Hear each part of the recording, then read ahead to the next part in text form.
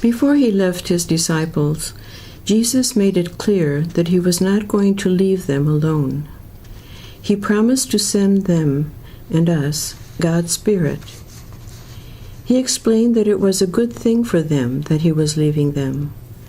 Otherwise, they would never become aware of the Spirit of God in themselves. All this has to do with development and growth. A baby is totally dependent on its parents. First, the child has to be brought to school. One day, the child will go alone for the first time.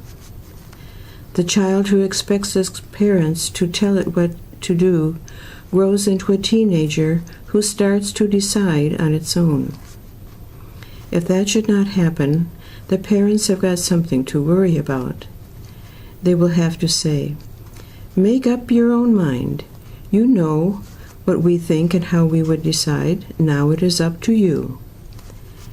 During this Last Supper, Jesus spoke in a similar way to the disciples, and by inference to us.